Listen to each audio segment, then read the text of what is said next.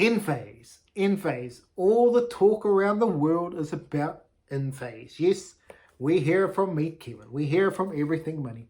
We're hearing it all around the YouTube universe. But is the stock actually a value play right here, right now? Don't worry about any hype it's had before. It's crashed down to earth. Is it about to turn it around? And is this a stock that maybe you should be looking at? It hasn't been on my radar. Honestly, absolutely not on my radar. I heard it first with Meet Kevin a long time ago, but I haven't really listened to his stuff in a long time. But when I watched it on Everything Money, it just clicked in my head. I have to do some research myself and have a look at this company again to see if maybe the stock can turn it around. So we're going to do a stock analysis on Enphase. And if you stay around right to the end of the video, I'm going to give you a possible intrinsic value of this company, where it is right now, where it could be in the future, and maybe a time for you to buy into the stock. Not financial advice. Everything I do is for entertainment and entertainment purposes only. So do your own research and invest at your own risk. But let's get to it. Enphase is the company that absolutely is growing the energy world. Yes, Enphase. Let's have a look at this company that's looking into solar and more other environment-friendly ways of energy. Yes, so at the moment, obviously, 61% down year to date. So that's not good if you've been in the stock for quite a while now. The revenue, $2.3 billion. Now that's expected to jump maybe close to $3 billion by the end of the year, and well up from $316 million in 2018. So revenue has gone up every single year. That is what you like to see in a growth company. Absolutely beautiful. Now net profit of $397 million. That is beautiful. Absolutely, that's what we're talking about. At about what, 15%, some 15-16% on the revenue. So very good.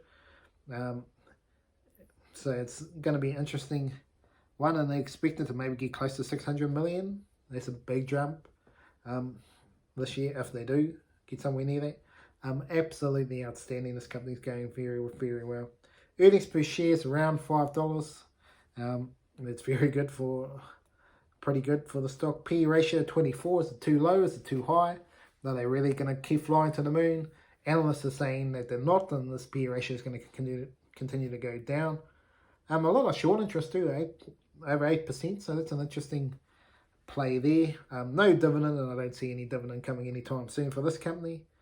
Assets of $3.4 billion, up from $1.2 billion in 2021, so they've really gone flying up there, but also exactly the same on the liabilities, flying up around 3x to $2.4 billion. But still a nice gap, not huge, but still a good gap between them.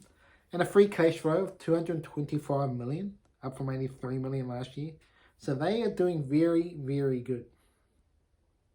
But what I found very bad is long-term debt. Yes, they got some big long-term debt here. Very high long-term debt. They're going to have to do something big to get this down. This was a big pillar on the stock. Long-term debt's not good at all. They'll have to work on getting that one down. Long-term debt's very high for this company. But return on invested capital metrics all around the show here, but between 40 and 50%, this is something really exciting. If a company's giving you this sort of growth, you need to really do research, and I mean really do research to understand this company. Is this company going to be a turnaround play?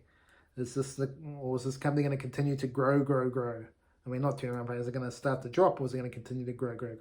Shares outstanding, 136 million. Not good, this part. They've been diluting you from 104 million absolutely in 2018, so they continue to go up. You've lost about 20% or 30% over the last 5 years just on that alone if you've been in the company. So that's not good if you're looking to invest into the company in terms of that. So Enphase, where do we need to see from Enphase? Well, a lot of metrics are very good in this company. So why is it going down?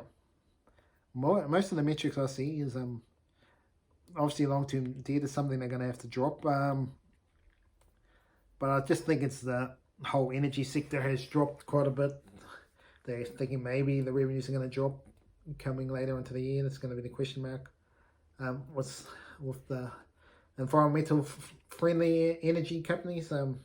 Obviously the high cost to get it going, but all this is very cynical. They are doing so good. To me, they are absolutely one of these stocks that could be your next multi-bagger. Not financial advice, do your own research before you invest. But if we look at the intrinsic value of this company, using the Graham's calculator, where we're going to look at the share price, earnings per share, growth rate, with the current bond yields, will give you intrinsic value.